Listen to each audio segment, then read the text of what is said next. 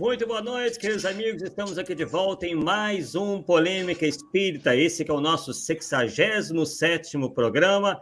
E estamos aqui com o José Fernando e, como não poderia deixar de ser, com o nosso querido Paulo Neto para uma exposição, um estudo deveras importante que o José Fernando fará para a gente, intitulado A Concepção do Espiritismo como Ciência e seu Método Científico. Então, vamos dar boa noite inicialmente ao Paulo Neto. Boa noite, Paulo Neto. Boa noite, Arthur. Boa noite, Zé Fernando. Boa noite, Shirley, pessoal que já está lá no chat.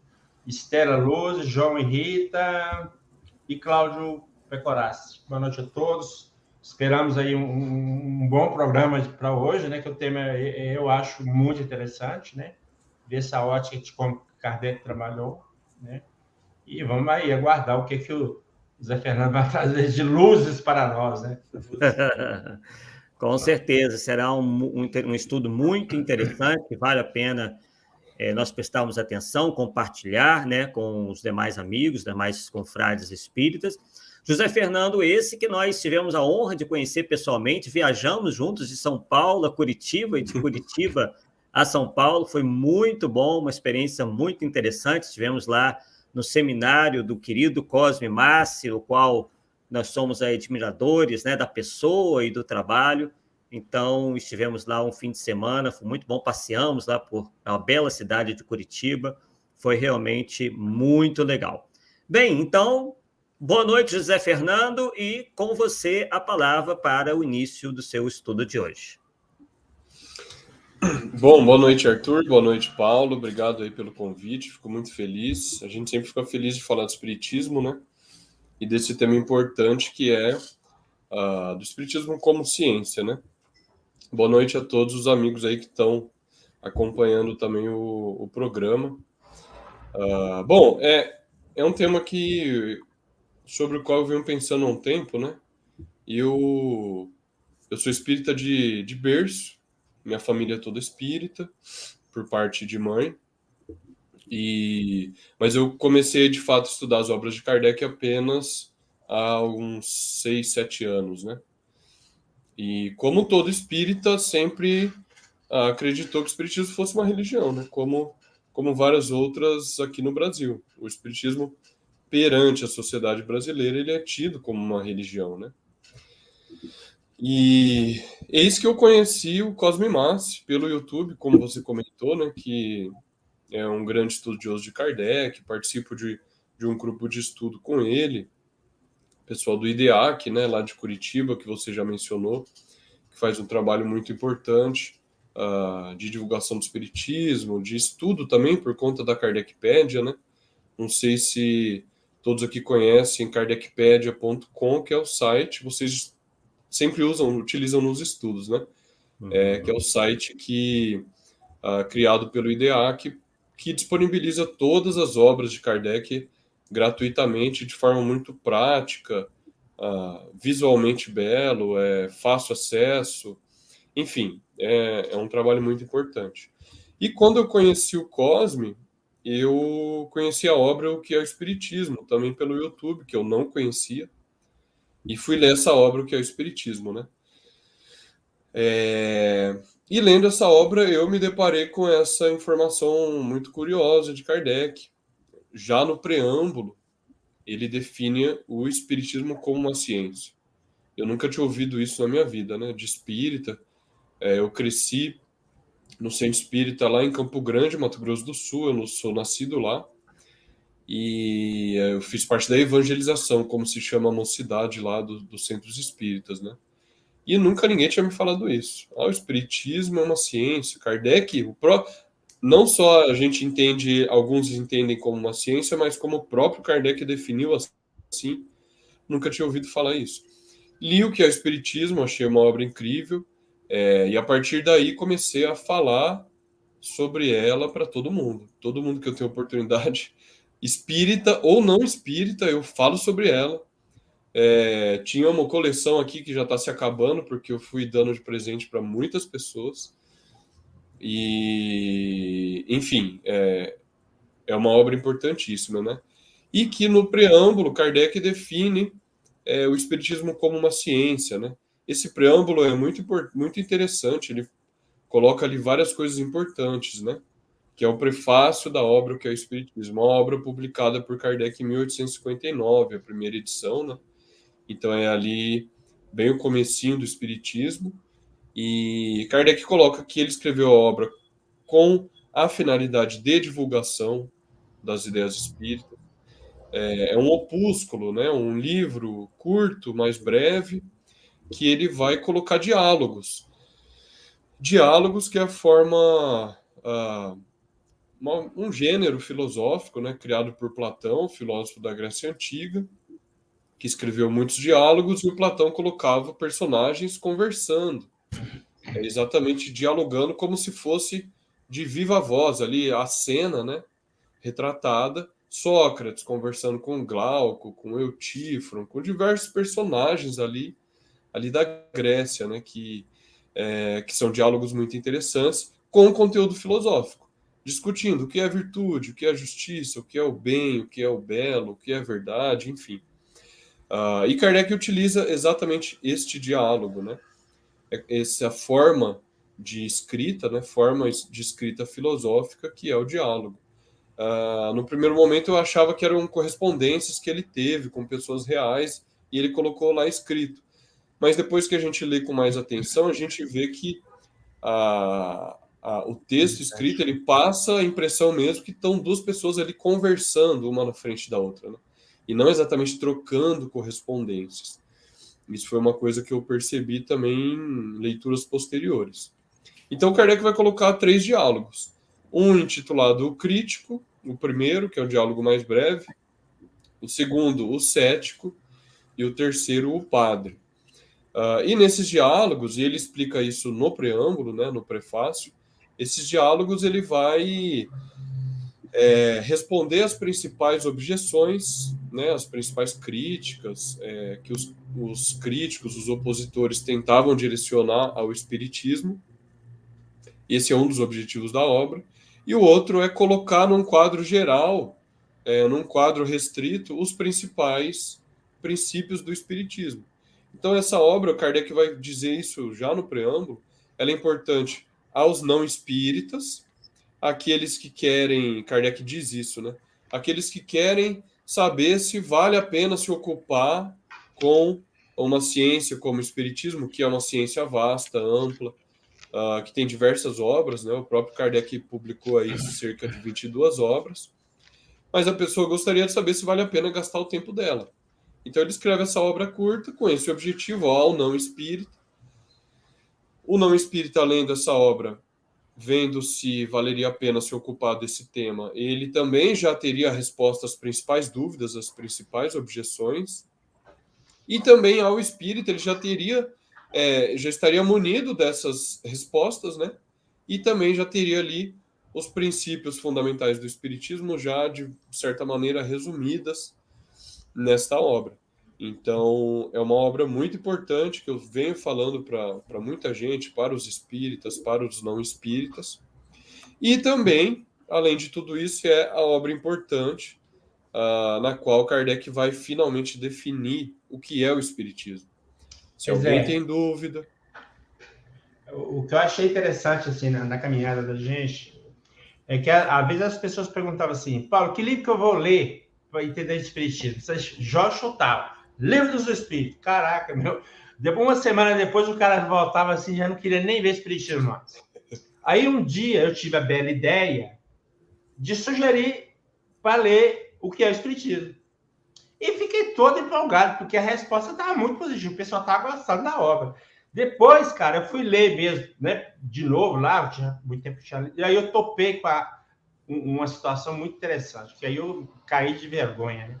O próprio Kardec recomenda ler essa obra em primeiro lugar. Ele fala no que é espiritismo e no Livro dos Médiuns também. Então, eu falo o seguinte, ó, a pessoa que lê o que é o espiritismo, ou ele encanta ou desencanta com o espiritismo, é ali. Se ele encantar, você pode mandar o resto que é ler. Se você não quiser, não vamos perder tempo também não, vamos a bola para frente. Por isso é importante a obra e você ressaltar esse lado, né? Eu acho interessante isso aí, sim. Exatamente, Paulo, muito bem lembrado. O próprio Kardec vai recomendar essa ordem no capítulo 3, se eu não me engano, do método, né, do Livro dos Médiuns. Ele vai recomendar, olha, a pessoa que quer estudar Espiritismo, leia primeiro o que é o Espiritismo, depois o Livro dos Espíritos, que está a parte filosófica, né? Na verdade, o Espiritismo está contido ali no Livro dos Espíritos, e a parte experimental prática no Livro dos Médiuns, e depois as revistas espíritas, ou em sequência, após essas, ou concomitante, né? Sim. Então, o próprio Kardec vai recomendar. Então, é uma obra muito importante e que ele vai definir o espiritismo como uma ciência. Então, se alguém tem dúvida, espíritas, se tem dúvida o que é o espiritismo, não sabe o que dizer para as pessoas, o próprio Kardec ali definiu de forma muito clara. Ele vai dizer: o espiritismo é uma ciência de observação e uma doutrina filosófica. Enquanto ciência de observação, ele estuda as relações dos homens com os espíritos, enquanto doutrina filosófica são as consequências morais que dimanam dessas mesmas relações, certo? Então, o próprio Kardec vai definir. É muito importante a gente estudar, compreender por que o Espiritismo é uma ciência, porque às vezes as pessoas leem só essa frase, mas não compreendem. Ah, então quer dizer que o Espiritismo tem um método, então quer dizer que ele tem um instrumento, um laboratório. Que laboratório seria esse? Ele é igual às ciências naturais, não é? Ele é igual às ciências humanas? O que ele é, né? Surgem muitas dessas dúvidas. E a gente só consegue tornar isso mais claro estudando toda a obra de Kardec.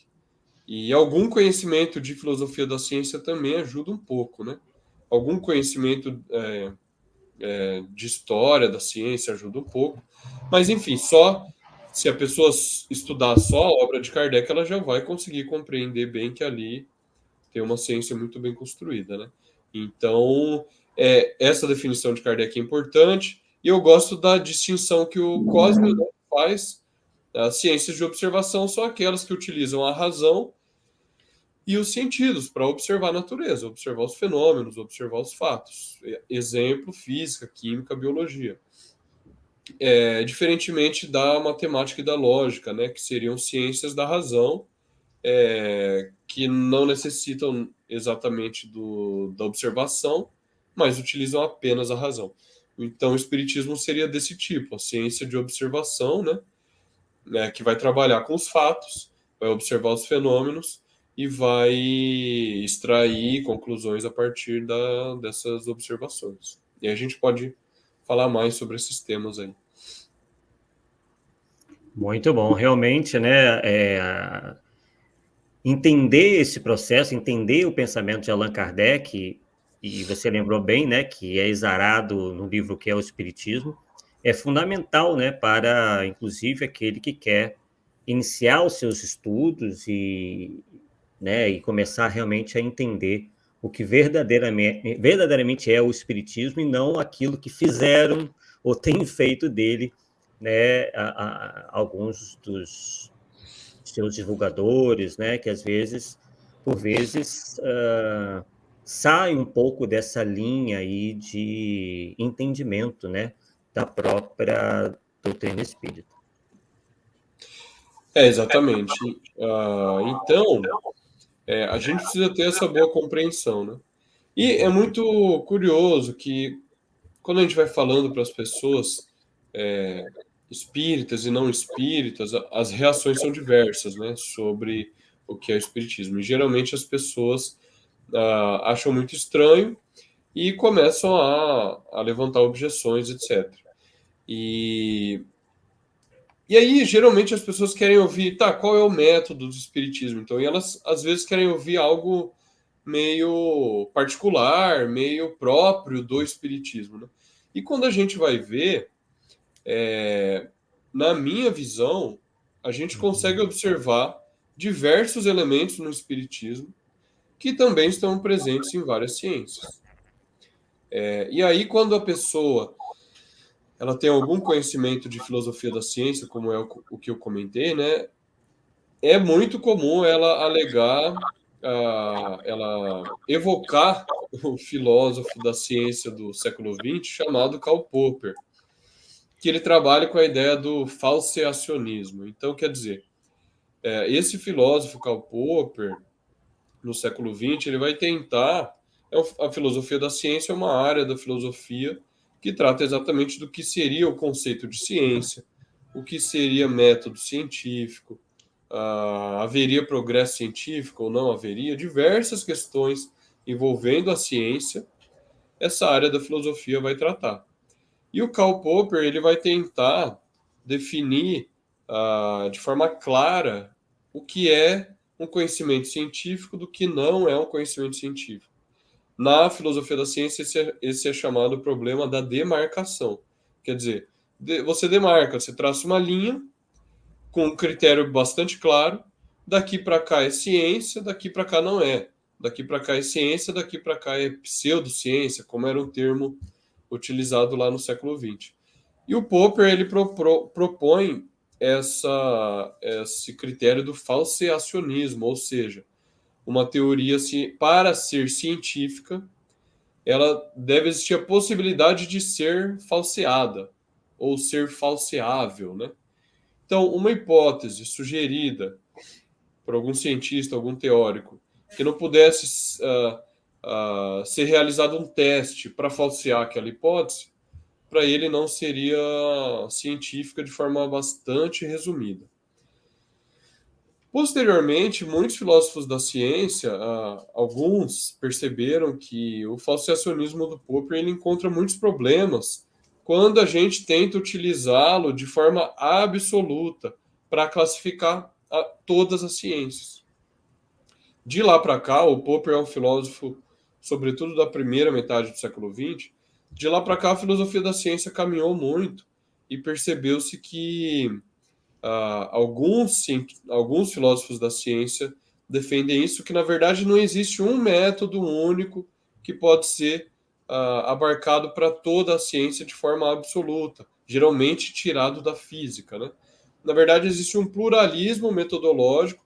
É claro que vai ter alguma coisa em comum, quer dizer, a ciência vai utilizar a razão, os fatos, vai observar fenômenos, vai deduzir conclusões ali e vai criar leis gerais. Isso, sem dúvida, que vai estar presente em diversas ciências. Mas como esse método vai se encaixar exatamente em cada área científica, isso vai mudar, e vai mudar de acordo com o que exatamente? De acordo com o objeto daquela ciência. Então, o que me parece, que eu venho refletindo há um tempo, é que o que vai determinar o método, a maneira de se investigar o fenômeno, é exatamente o objeto de estudo daquela ciência.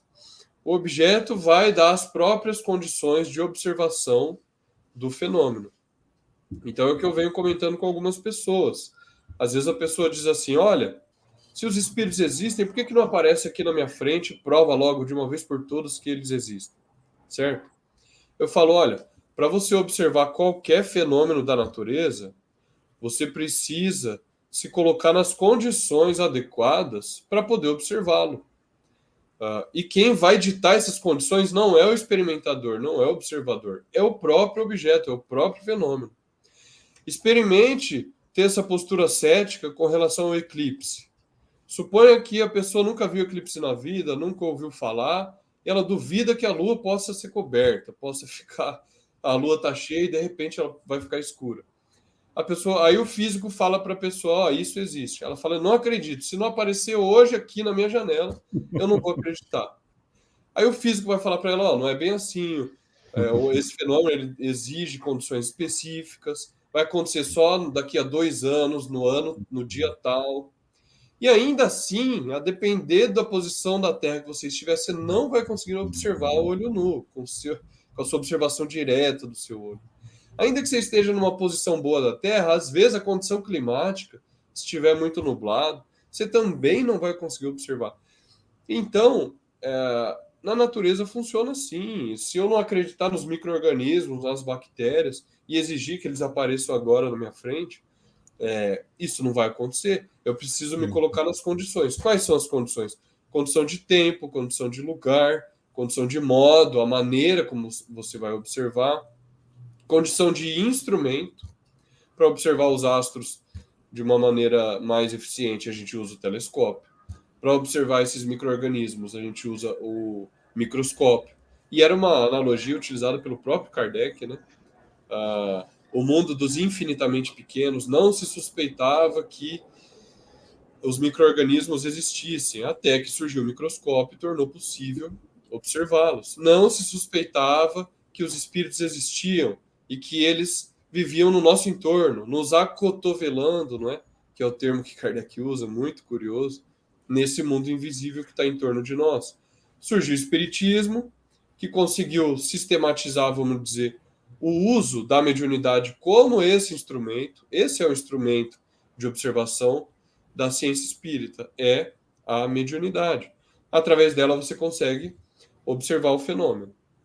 E observar não é necessariamente ver com seus próprios olhos. A gente tem que entender o sentido de observação.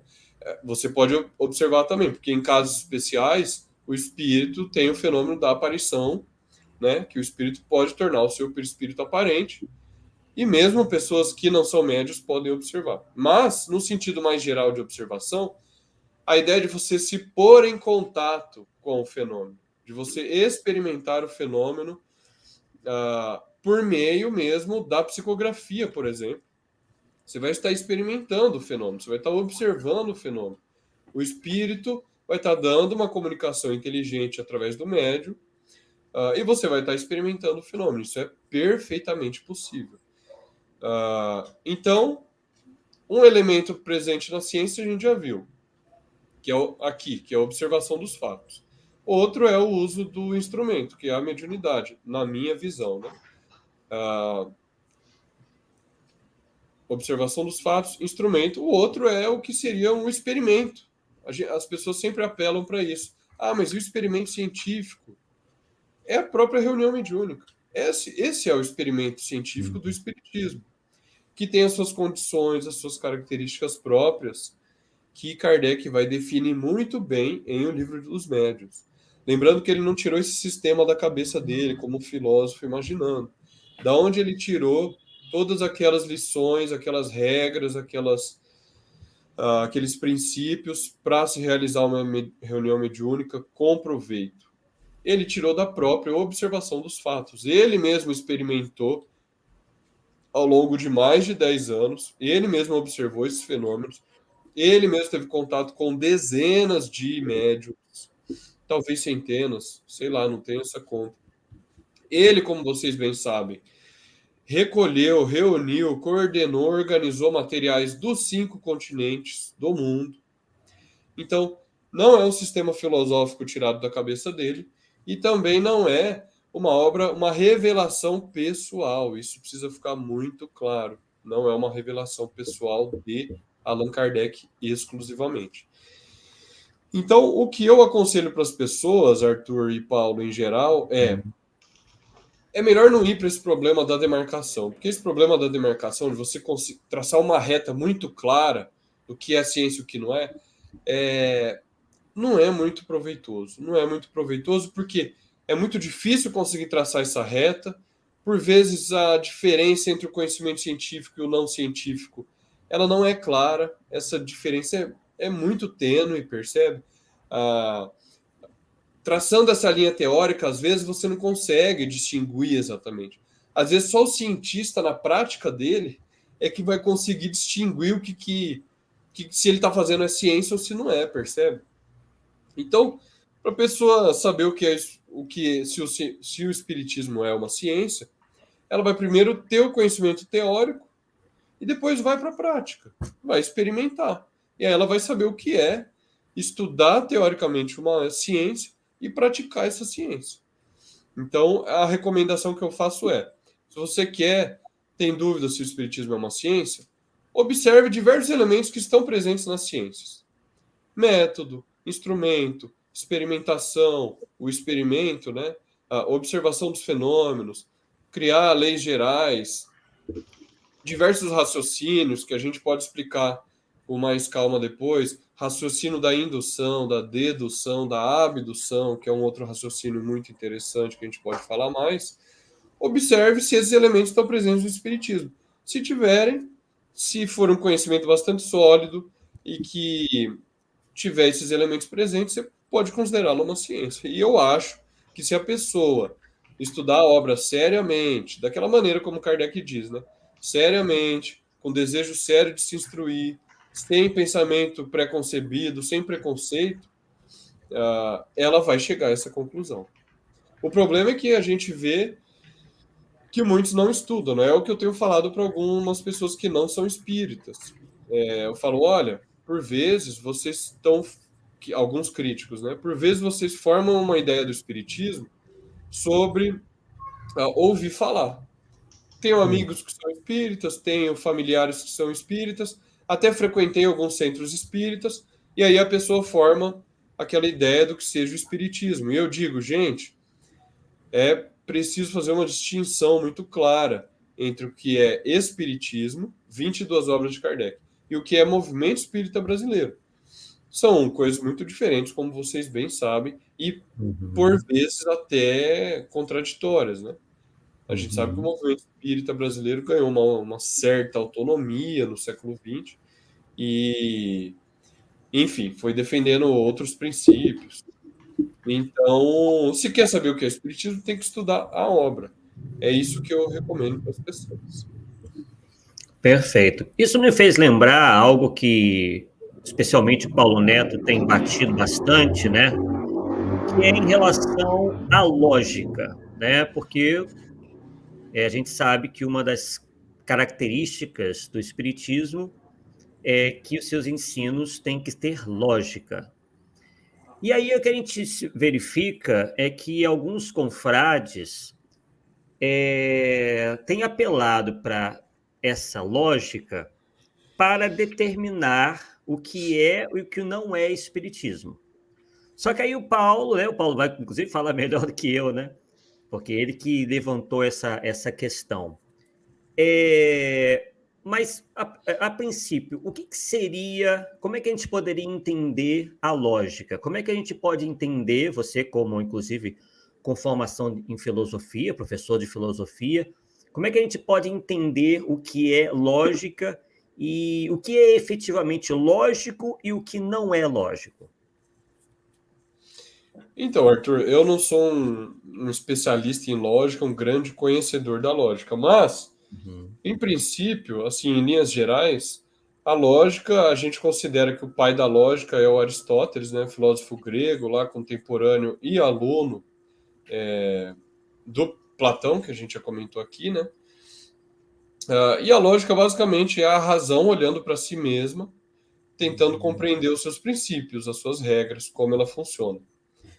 O Aristóteles, fazendo isso, observou que existem certos princípios que são princípios inscritos na razão, portanto, são universais, funcionam para sempre em todos os seres racionais, e que são princípios que a gente podem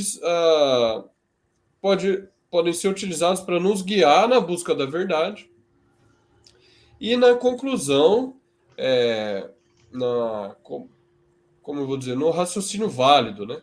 Então, basicamente, a lógica ela vai nos mostrar certas regras formais, a partir das quais a gente pode utilizar para construir os nossos argumentos, construir argumentos válidos e também avaliar os argumentos e as teorias das outras pessoas.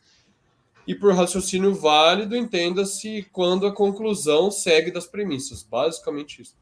Então, premissas são certas proposições, certos enunciados que você aceita como verdadeiros para concluir outras coisas.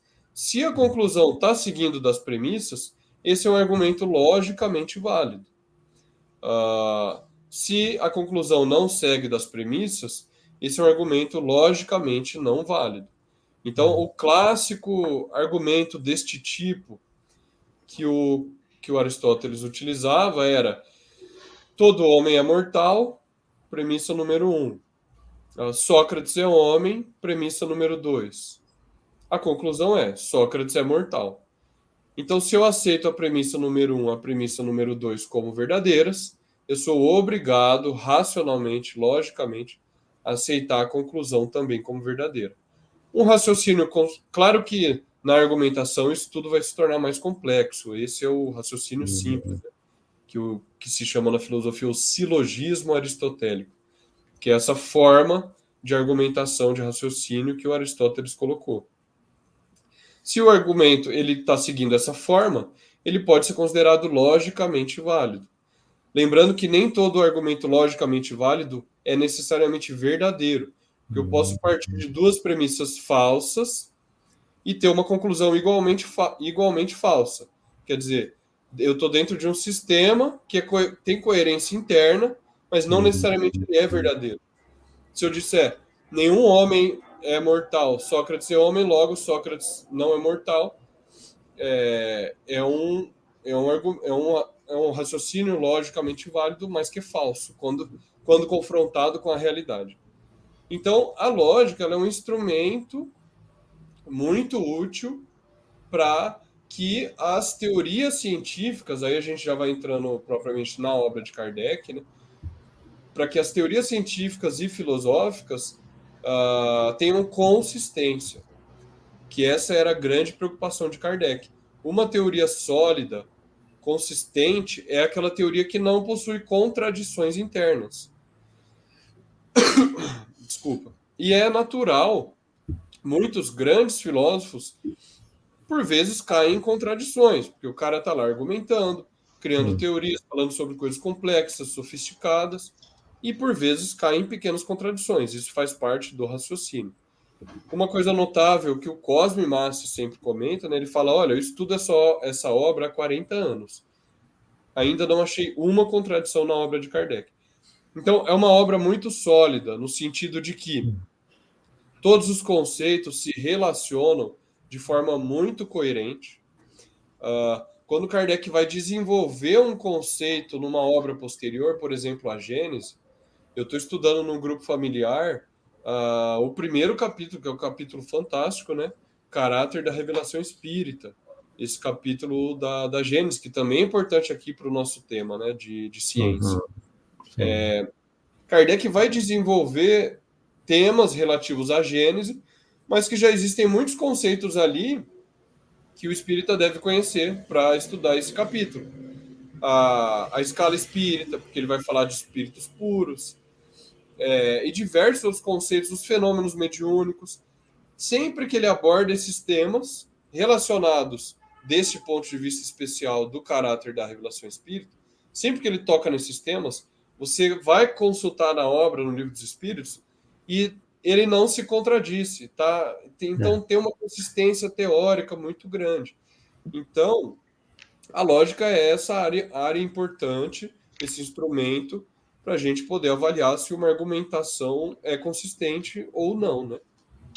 Pois é, mas o grande problema que a gente vê no meio espírita, Zé Fernando, é justamente essa questão. Quando o cara fala assim, isso tem lógica ou não tem lógica, a ótica é a dele. Ou seja, a lógica dele é assim, isso eu aceito porque eu acho que é possível, ele não trabalha elementos de lógica para chegar à conclusão. Briga constante, aí você sabe que é a questão, por exemplo, das colônias espirituais, ou construções no mundo espiritual. Não tem lógica, entendeu? Não tem lógica. Isso é fraco, porque se eu tenho várias fontes, e hoje eu tenho por volta de 48 fontes, se não me falha a memória, 47, 48 fontes, que dão elementos para de construções no mundo espiritual. Não, eu não estou falando descrições igual ao André Luiz. É uma parte, o André Luiz é a parte. Mas a ideia de construção está ali, e isso, dentro do meu conceito, passou pelo critério do controle universal. Que essas fontes são vários médios, vários pesquisadores, várias partes do mundo. Mas eles não aceitam porque acham que no mundo espiritual tudo é fumaça. Porque não é possível, cara. Não é possível, meu Deus. É muito interessante esse ponto, Paulo, porque, bom, como vocês sabem, Kardec não entrou, né, na descrição do mundo espiritual, né? Uhum. Mas, como toda ciência, o espiritismo é uma ciência também progressiva, no sentido de que ela avança. Sim, Naturalmente, podem surgir novos princípios a serem acrescentados nessa ciência, ou, eventualmente, alguns princípios serem demonstrados falsos ou que precisem de ajustes, como a gente sabe em toda a ciência. O que eu sinceramente, eu não tenho propriedade, assim, não tenho conhecimento para afirmar sobre esse tema. O que eu posso dizer é, todo novo princípio de toda a ciência, ele encontra fortes resistências no início. E para ele ganhar aceitação, é só pelos embates, é só pela discussão, só pelos debates, né? Melhor do que embates, pelos debates. A própria comunidade científica, a comunidade espírita vai debater o assunto, vai investigar por si mesmo também. Então, o ideal seria que os diversos grupos no Brasil, seguindo, é claro, os parâmetros de Kardec com relação à mediunidade, investigassem esse tema com relação aos espíritos superiores para tentar obter mais informações sobre ele. Se o espírito superior falar assim, garantindo que de fato seja não, se preocupa com outras coisas, não vai nesse caminho, não. Aí a pessoa segue outro caminho, pronto. Ou se ele falar, não, tem pistas aqui, pode seguir. Aí a gente segue. E aí, ao longo dos anos, com as publicações de artigos, de livros, com os debates, a comunidade espírita vai ver se isso de fato é coerente ou não. Mas é só com o tempo, não tem como ter um pouco de paciência. Que é o que acontece nas ciências também. Em toda mudança científica, os cientistas eles têm uma posição, por vezes, dogmática. Não estou dizendo que essa é a posição dos que estão debatendo com vocês, tá? Não estou dizendo isso. Eu estou dizendo que em toda mudança científica, a gente nota que os cientistas que já adotam aquele paradigma, para usar essa palavra aí do Thomas Kuhn, né, que é outro filósofo da ciência, aqueles cientistas que adotam aquele paradigma têm uma certa resistência em aceitar um novo princípio. Então, é só com o passar do tempo, com as investigações sucessivas, com os debates, que a gente vai ver. Se o princípio, como Kardec dizia, se o princípio for verdadeiro, ele vai se sustentar ao longo do tempo. Né? Sim. Eu já vi uma vez falando assim, que as ideias novas, elas acabam se implantando não que são verdadeiras, porque os opositores morrem. Agora, veja bem, tem um ponto muito interessante que a gente está procurando ressaltar e as pessoas parece que não querem entender. Então, quando você joga um conhecimento novo, alguma coisa que você está estudando, pesquisando, aí o cara fala assim, isso não está nas obras de Kardec, ok? E taxativamente, tipo assim, não está, não aceita, vamos que vamos. Beleza. Agora, veja bem, que coisa interessante. Na primeira edição, na primeira e segunda edição do livro dos Espíritos e no livro dos Médiuns, Kardec aceita e os Espíritos falam categoricamente, não há posse física de um encarnado, ou seja, um desencarnado não toma posse no sentido literal do corpo físico do encarnado, não é isso? E todo mundo bate o pé nisso aí, tá, beleza. Só que os fatos fizeram Kardec mudar de ideia. Quais os fatos? Nós podemos citar os processos de Morzine, que ele foi, inclusive, na cidade de Morzine e viu, e o caso da senhorita Julie. E aí, na revista Espírita, ele vai falar no caso da senhorita Julie, assim, ou mais ou menos assim, tá? Fui muito incisivo quando eu disse que não há possessão, entretanto... Aí ele vai explicar o caso da senhorita Julie. Só que o Kardec, em vez de lá alterar no livro dos Espíritos, no livro dos Médiuns, fazer uma nota que mudou de ideia, ele não fez isso. E ele vai registrar essa posição nova. Ele vai registrar em qual livro? No livro A Gênese. E aí, o nosso grande problema no movimento, os caras não lêem a revista Espírita e nem a Gênese, vai ficar com a ideia anterior. E aí está provado que o fato de não estar na codificação pode vir sim, porque foi exatamente isso que o Kardec fez. Ele contestou o que os Espíritos falaram. Porque foi os Espíritos que falaram que não tinha possessão. Ele falou, não, tem sim. Deu para entender? E aí, para mim, é o critério da observação que você está falando. É o critério científico, doutor. Não, está lá, está aparecendo, está lá. Eu não tenho como contestar isso agora. Tá certo? E é isso que as pessoas não entendem. Fica naquele negócio, está na codificação, aceita. Não está, não é isso. Cadê que não pregou isso? Porque isso também acaba se tornando uma posição não científica, né? A ciência ela tem avanço. Então, isso faz parte. Desde que as pessoas estudem seriamente, compreendam aqueles princípios e tentem avançar, Isso é bom até para a própria ciência, porque se esse princípio for tornado falso, veja, qualquer um que faz mestrado, que faz uma pesquisa na academia, entende isso.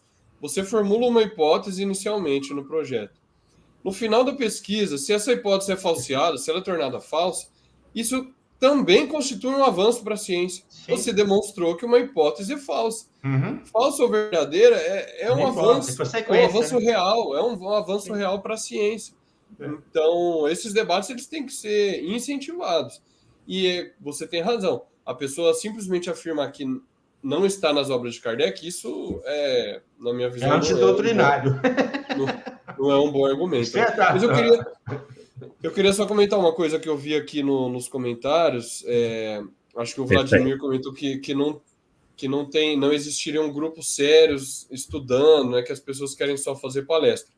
Eu entendo que, de fato, aqui, né, existem muitos grupos, ou muitos palestrantes, ou aqueles que têm mais ibope, vamos dizer assim, que existe um modo que se habituou de apenas fazer palestras públicas e não se dedicar a um estudo mais sério. Mas, Vladimir, existem muitos grupos, cara, estudando seriamente o espiritismo. E eu digo isso para todas as pessoas. Quem tem o desejo sério de estudar Kardec, se não for presencialmente, a pessoa vai. Vocês sabem muito mais do que eu, que estão na internet aí há um tempão. A pessoa vai encontrar pessoas sérias, dispostas, com quem se reunir para estudar a obra de Kardec. E quanto mais grupos sérios desses surgirem, mais isso é benefício para o espiritismo, percebe? Eu mesmo participo de 2. Um familiar, Sim. no domingo à noite, que é semanal, e outro que é quinzenal, que é o grupo do IDEAC, que o Arthur conhece. Uhum. A gente só estuda a obra de Kardec lá. Nesse grupo familiar que eu estou de domingo, desde 2020, nós só estudamos textos de Kardec. Já estudamos Céu e Inferno, já estudamos o que é Espiritismo, já estudamos diversos textos da Revista Espírita. Inclusive, a gente leu Sensações nos Espíritos e Quadro da Vida Espírita, que são temas aqui interessantes para o que o Paulo comentou, né? E agora estamos estudando a Gênese. E vou entrar num novo grupo aí que tá se formando para estudar a obra de Kardec de novo. Vamos estudar um livro interessante que é aquele outro opúsculo que Kardec escreve, que é bem curtinho, que tem 20 páginas. Está até aqui, que a editora ID publicou junto com o que é o Espiritismo. Resumo da doutrina? É o Espiritismo em sua mais simples expressão. Tá. Ele é um opúsculo, um escrito bem pequeno, que Kardec publicou também com objetivo de divulgação, mas que ele é mais resumido e menor ainda que o Espiritismo. Mas aí não tem a forma de diálogos, ele tem a forma de texto dissertativo mesmo, e Kardec põe o histórico do Espiritismo lá, é um texto bem interessante.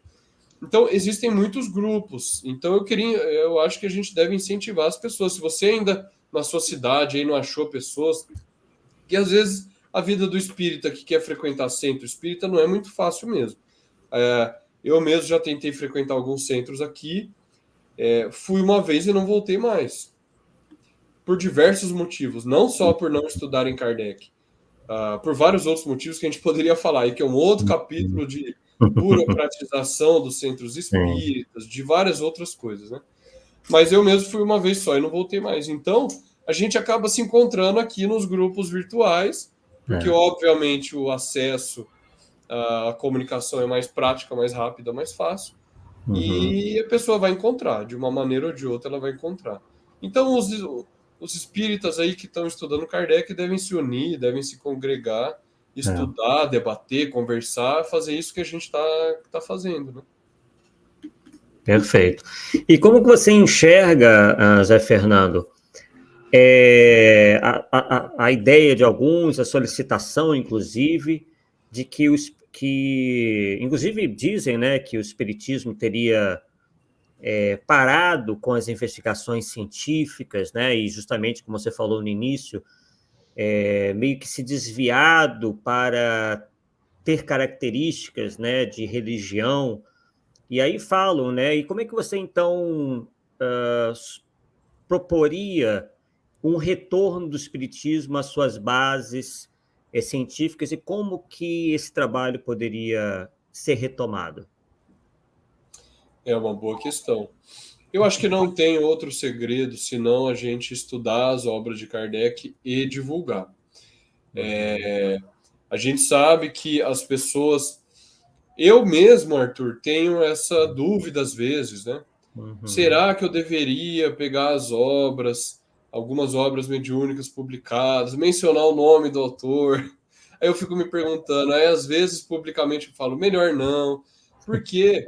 O que aconteceu? No século XX, o movimento espírita ele se organizou de tal forma que as pessoas, infelizmente, elas se apegaram emocionalmente a certos médiuns e a certos espíritos. Então a pessoa se apega emocionalmente, tem um valor afetivo, isso envolve questões sociais também, culturais, né? E que, inclusive, faz parte de toda a ciência, viu? Não é só do espiritismo. Tem questões sociais e culturais que envolvem aquilo. Então, a minha avó lia tal livro daquele autor, ela tomava como referência, como verdade aquele autor. Como é que agora eu vou falar que aquilo tudo é falso, que o cara falou? É complicado. A gente, quando eu tive que cai a ficha, né? A gente cresce no espiritismo, no movimento espírita, aceita um monte de princípios como verdadeiros e que não necessariamente estão de acordo com as obras de Kardec, e de repente alguém fala para gente que aquilo não é bem verdade, que é melhor olhar com calma, é melhor estudar a obra de Kardec. Isso aconteceu comigo, e eu me lembro bem, começo de 2017, eu me lembro muito bem a palestra que eu assisti, o nome do palestrante, o dia. Parece que o espírita, quando ele está nesse movimento espírita e ele toma contato com isso, é um choque, parece que ele perde o chão, parece que não vai existir o dia de amanhã, entendeu? Mas existe o dia de amanhã, a gente vai estudar e a gente vai perceber que, como o Cosme sempre diz, a gente tem que catar feijão, tem que pegar as obras, deixar de lado o que é princípio falso e ficar com o que é princípio verdadeiro. Essas obras não são de todas falsas, entende? A gente precisa separar o que é princípio verdadeiro do que não é, simples assim, e fazer o que o próprio Kardec recomendou. Tem uma frase que os espíritas muitos conhecem, que é aquela do Erasto no Livro dos Médiuns. É preferível recusar 10 verdades a aceitar uma só mentira, né? E ele continua no mesmo parágrafo, ele fala, olha, caso um espírito defenda um princípio notoriamente falso, esse princípio, essa comunicação deve ser, algumas traduções falam, destrambelhadamente rechaçado. Quer dizer, sem titubear, você simplesmente rechaça. Olha, esse princípio aqui, de um espírito, por um médium, ele está contrariando o que a obra de Kardec colocou. E aí tem todo o trabalho do controle universal do ensino dos espíritos que Kardec colocou lá na obra. Então, eu não posso jogar fora a obra de Kardec, que tem todo esse trabalho coletivo, em prol de um princípio defendido por um espírito, por um médium. Eu vou jogar fora este princípio, não o capítulo inteiro, não a obra inteira. Então, o que eu diria é, a gente precisa estudar seriamente as obras de Kardec, dominar essa obra, ter aqueles princípios muito claros na nossa mente, ter compreendido aqueles princípios e partir para estudar outras obras. Não é problema nenhum. A gente sabe que Kardec sempre recomendou o estudo de outras obras, inclusive contrárias ao espiritismo. Ele debatia, ele indicava obras contrárias ao espiritismo, obras de outras comunicações, outros autores da sua própria época. Então não há nenhum problema na pessoa estudar outras obras se ela tiver aquela base sólida dos princípios fundamentais do espiritismo. Então, a gente precisa chamar atenção para a obra de Kardec, porque por vezes, e esse é que é o problema, que os centros espíritas deveriam orientar as pessoas bem. Por vezes a pessoa vai ler romances mediúnicos, por exemplo, sem ter aquela base sólida em Kardec. E aí acaba gerando toda aquela confusão, percebe?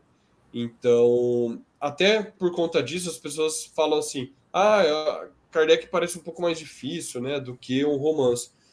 Não é, que você está tratando de coisas de natureza diferentes. Uma coisa é um romance, outra coisa é uma obra de ciência. São naturezas diferentes. E se a pessoa está habituada a ler romance, e ela nunca estudou ciência, nunca estudou filosofia, é natural que no começo ela vai estranhar um pouco até se acostumar com a linguagem científica e filosófica. Mas é o que eu digo para todo mundo. Vencida esta barreira inicial de você se habituar com o raciocínio científico, com o raciocínio filosófico, com o trabalho dos argumentos, vencida essa barreira inicial, você vai ver que você não vai conseguir parar de estudar aquela obra, porque a gente sabe que a escrita de Kardec é simples, diferentemente do que as pessoas acham, ela é simples, tem um distanciamento histórico, é um autor do século XIX. É claro que se você ler um texto de 2023, vai ter alguma diferença com o autor do século XIX. Mas ainda assim, com esse distanciamento histórico, vocês podem estar de prova. Poucas vezes a gente precisa recorrer ao dicionário para pesquisar uma palavra, poucas vezes. Verdade. Tem uma linguagem atual, moderna, moderna no sentido de que alguns autores, mesmo do século XX, e espíritas, têm uma linguagem empolada, uma linguagem, às vezes, carregada, que parece que foi escrito antes de Kardec, entendeu? Mas o problema, a gente tem que entender que o problema não é o tempo histórico, gente. É a profundidade e a grandeza do autor. Pega um texto de Platão, escrito há 2000 anos atrás, parece um texto escrito hoje. Tamanha habilidade, habilidade literária, habilidade filosófica, o domínio das palavras e o domínio do pensamento. Que isso é muito difícil. Só grandes autores conseguem dominar o pensamento, expressar bem o pensamento de forma concisa, profunda, sem floreio de linguagem, de forma clara. E a gente tem tudo isso na obra de Kardec. Então o problema não é exatamente o tempo histórico, é você pegar um autor que é um grande autor como Kardec e se habituar a este tipo de obra, que é ciência e filosofia, não é ficção nem romance. Então, o que eu diria é isso, a gente precisa estudar a obra de Kardec e explicar isso para as pessoas. Perfeito, José Fernando, realmente muito esclarecedor. Bem, vamos aqui a alguns comentários, né, dos nossos internautas. Temos aqui o Vladimir Cabral, que faz comentários, mas aí você pode, né, se quiser, fazer, né, os seus comentários adicionais. Ele diz o seguinte: tenho observado que tem crescido o número de programas no YouTube de ateus e cientistas que falam de assuntos gerais, chamando o espiritismo de pseudociência. Aí ele complementa: não aceito os inúmeros estudos feitos no século XIX e XX. E aí ele cita aqui que tem um tal professor Daniel Gontijo, que está oferecendo uma boa quantia em dinheiro para o médium que provar qualquer fenômeno metafísico, espiritual, em condições controladas em laboratório. E aí ele diz, né, que esse Daniel Gontijo é psicólogo, doutor em neurociências. E aí, José Fernando, como é que você encara aí essa ideia aí de chamar o espiritismo de pseudociência, né, já que é justamente esse tema, e alguns aí, inclusive, adotarem essa postura completamente cética em relação aos fenômenos espíritos? O que eu diria é o seguinte, Arthur, primeiro, esse debate, sempre que uma pessoa evoca esse termo pseudociência, é bastante provável que ela não seja da filosofia da ciência. Ao menos pseudociência neste sentido aqui, tá? E eu vou explicar isso. A pseudociência, esse termo aí, quando as pessoas falam isso aqui não é pseudociência, geralmente a pessoa é cientista e ela vai afirmar isso. O problema é o seguinte: quem estuda o que é o conceito de ciência não são cientistas. Quem estuda o conceito de ciência são os filósofos da ciência. Os filósofos da ciência que vão estudar o que é o conceito de ciência.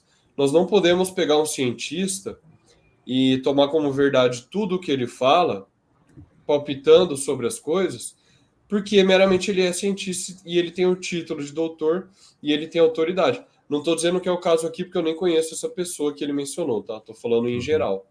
Sim, claro. Porque isso vira cientificismo, é o critério de autoridade em que o cientista extrapola as suas funções, e geralmente isso acontece com cientistas que entram na esfera pública para debater o que é ciência e o que não é ciência, mas isso acaba que o cientista ele extrapola a sua função, que é praticar a ciência, produzir conhecimento científico. Essa é a tarefa do cientista, não é palpitar sobre isso é ciência, isso não é ciência, isso é ciência, isso não é ciência.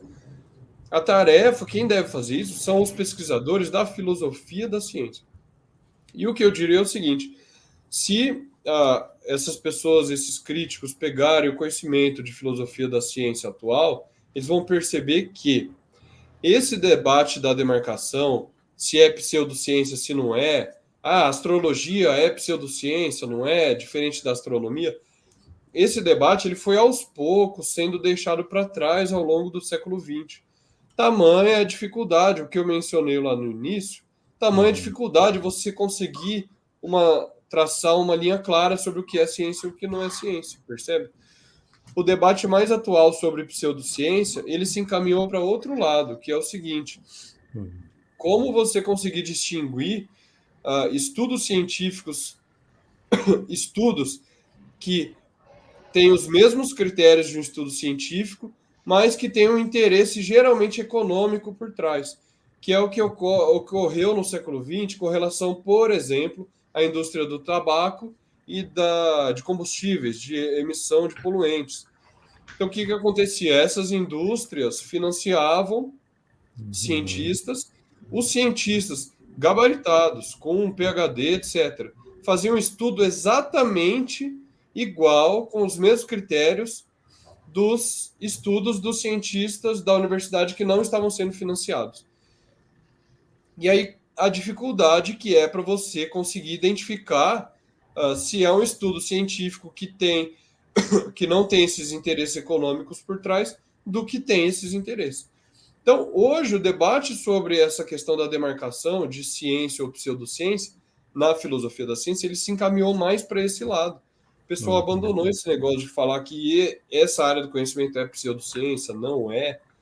Então, a primeira coisa que eu diria é isso.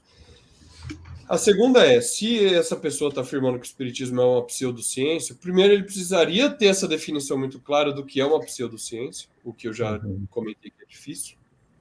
Depois ele precisaria demonstrar, e nós adoraríamos ler o trabalho em que ele demonstrasse que o espiritismo se encaixa nessa concepção dele de pseudociência. Eu adoraria conhecer esse trabalho, porque, para mim, o espiritismo não, de nenhum modo é uma pseudociência, seja lá o que isso significa. Sim. E o segundo comentário? Sim. O segundo comentário foi sobre o experimento, né? Sim. Nós já vimos esse filme.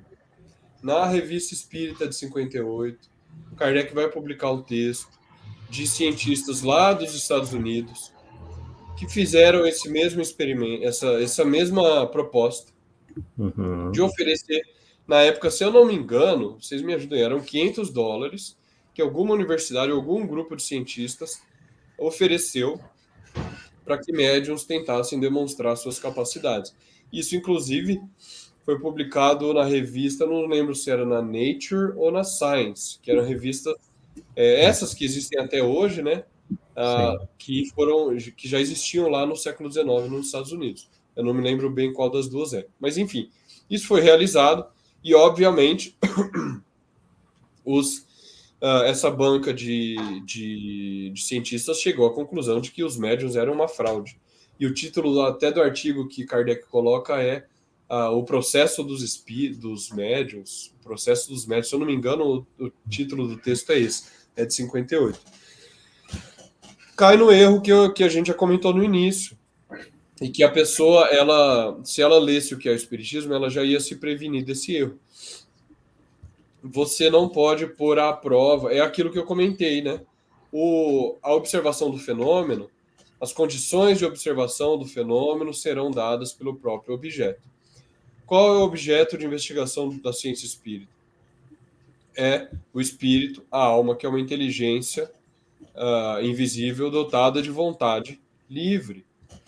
Então, você não pode pôr à prova o espírito, porque o espírito, sendo dotado de vontade livre, ele simplesmente não vai se comunicar. Não se comunicando, não obtendo a comunicação exatamente da maneira que a pessoa quer, ela conclui pela falsidade, pela inexistência dos espíritos. Mas ela não entendeu que o próprio método, a maneira como ela está encarando o fenômeno é que está equivocada. Volta no exemplo que eu falei lá do eclipse. A pessoa não viu o eclipse na janela dela no dia que ela quer, da maneira que ela quer. Ela conclui pela inexistência do negócio. Então Kardec fala, olha, se você tiver o desejo sério de se instruir, estudar a teoria e ter uma comunicação continuada ao longo do tempo com os espíritos, você vai obter resultados satisfatórios.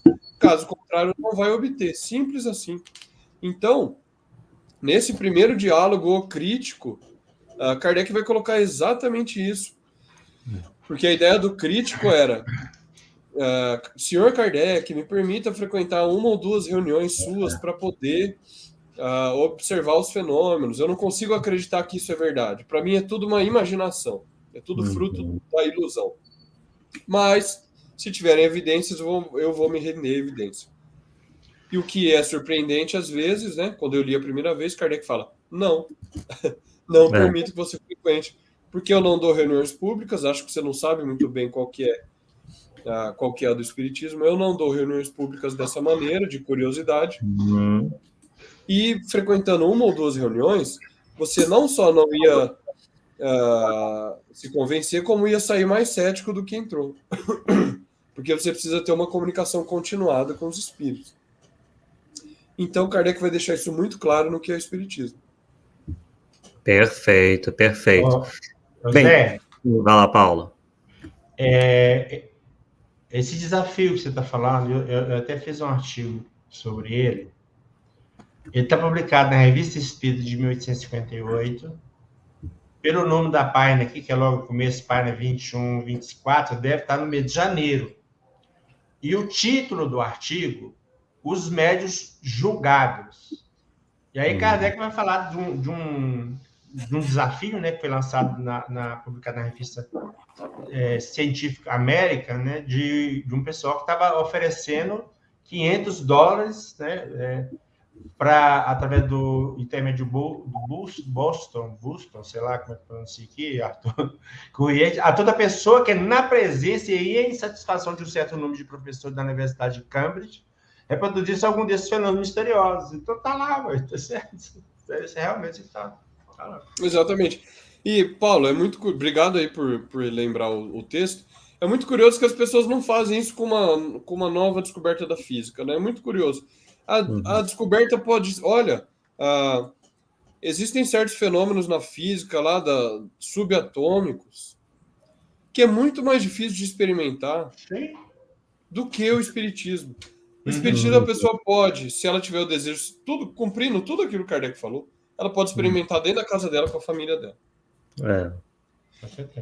Existem fenômenos subatômicos lá que nem os cientistas enxergam elétron. Mas aí sai uma notícia na mídia, sei lá, matéria escura.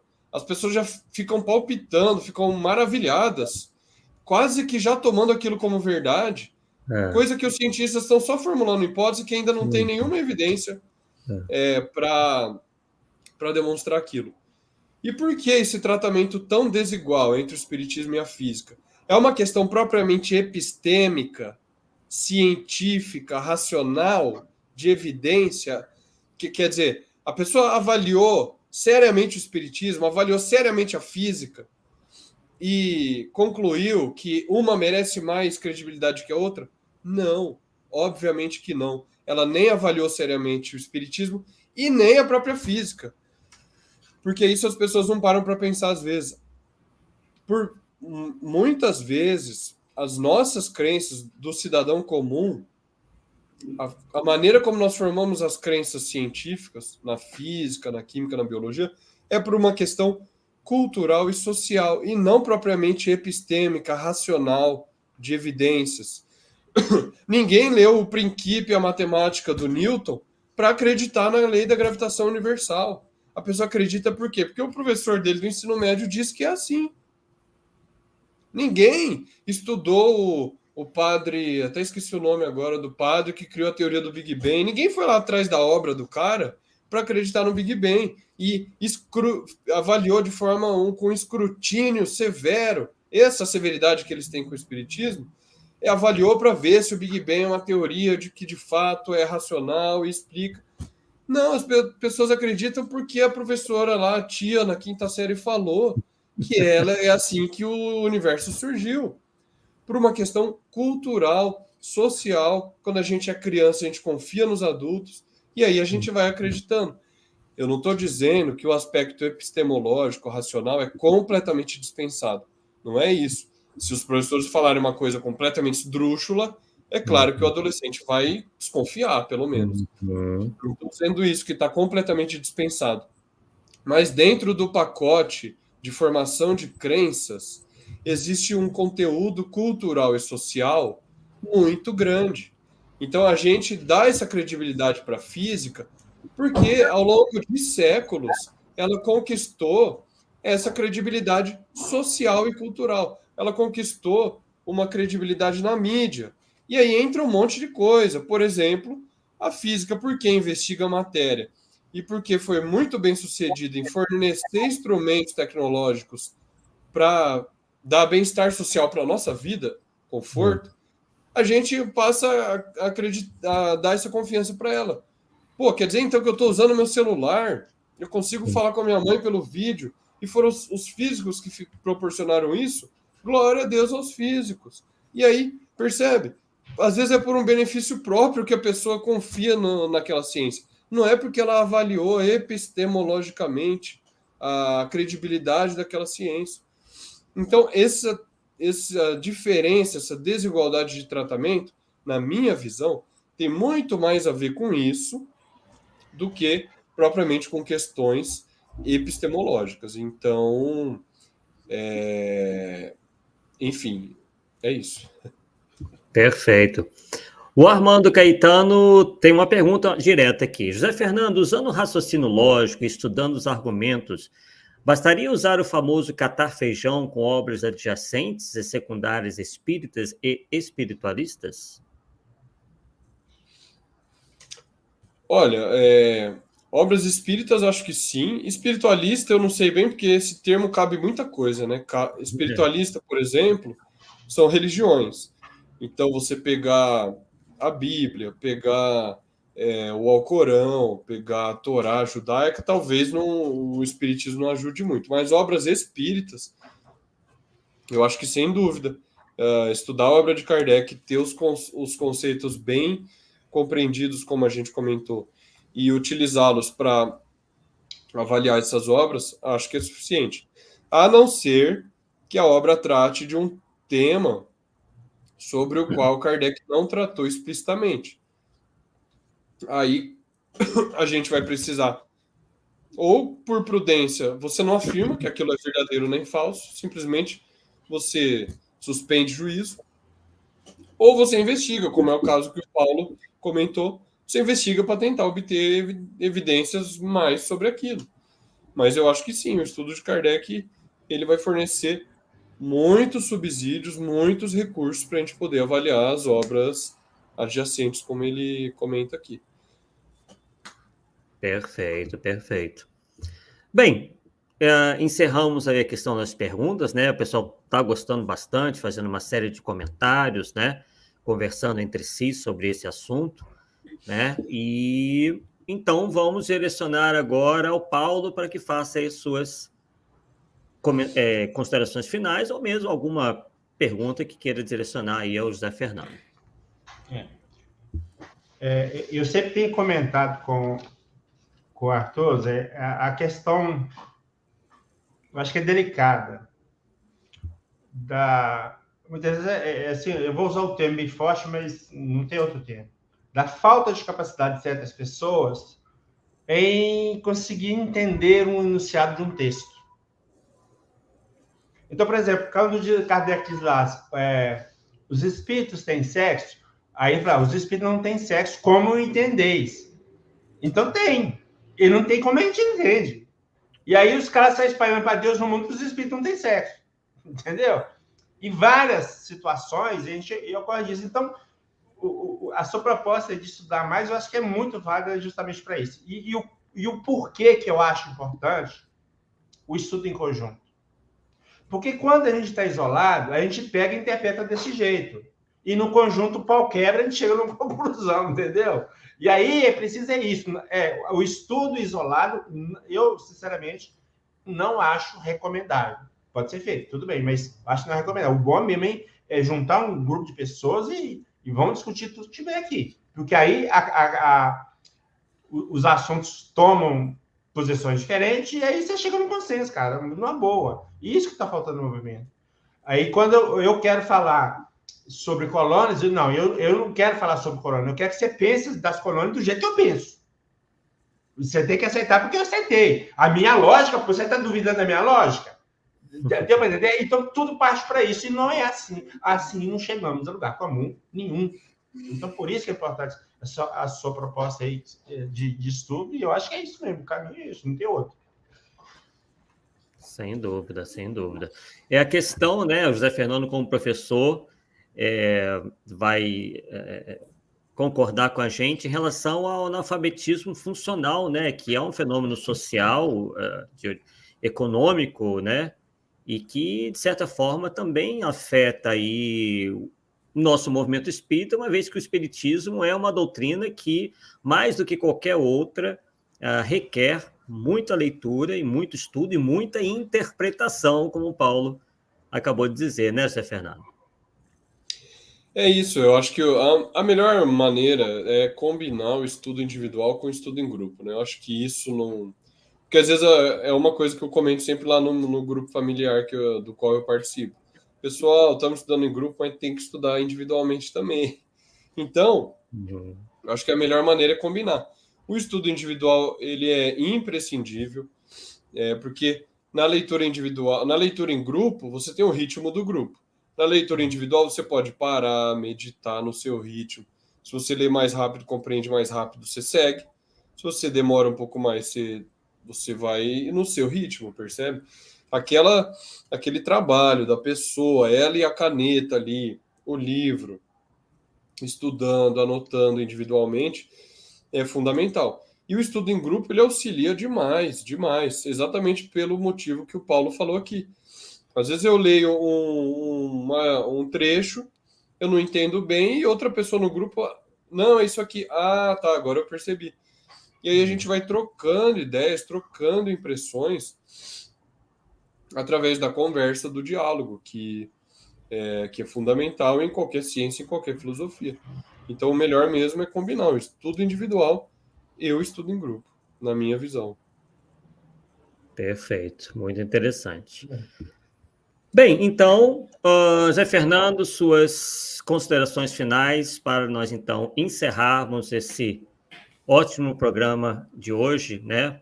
Vemos aí que todos aí gostaram muito do que você nos trouxe em relação a essa questão mesmo da concepção do espiritismo como ciência e seu método científico. Bom, obrigado, gente. Obrigado pela atenção, o pessoal que mandou os comentários, as perguntas foram excelentes também. Obrigado, Arthur, Paulo, pelo convite. Parabéns pelo canal de vocês. Às vezes a gente não tem muito tempo de acompanhar, mas eu sempre vejo que vocês estão semanalmente aí divulgando o espiritismo, estudando o espiritismo. Então, essas iniciativas são muito importantes e devem ser sempre incentivadas. A gente fica na esperança que a gente está falando de Kardec, até as pessoas pararem e falar, bom, deve ter alguma coisa nesse negócio aí interessante. Eu vou lá estudar. Então, esse é sempre o nosso objetivo, né? Então, é isso. Obrigado e, de fato, foi uma conversa muito boa que eu gostei bastante. Que bacana. E figuras como o Zé Fernando nos dão uma grande esperança, né? Porque ele é um rapaz bem jovem, né? E vocês viram aí com que segurança ele tem estudado e tem tratado o Espiritismo. Então, isso nos dá aí um alento, uma esperança para que as gerações futuras, né, continuem aí realmente valorizando o Espiritismo e cada vez mais levando a mensagem espírita para mais e mais pessoas. Bem, pessoal, então nós agradecemos aí ao José Fernando, né, pela presença. Está convidado, né, Paulo, a outras... Sim, a com certeza. aqui, né, em outros momentos em que ele puder, né, tudo combinado direitinho. E agradecemos também, obviamente, a todos aqueles que nos assistiram. Tivemos uma ótima audiência hoje. E, né, deem aí o seu joinha, compartilhem aí esse programa, né, que tem o objetivo justamente da difusão do Espiritismo. Então, na quarta-feira que vem, estaremos aqui de volta em mais um Polêmica Espírita, toda quarta-feira, às 8h. Tenham todos uma boa noite e até a próxima, pessoal. Tchau, tchau.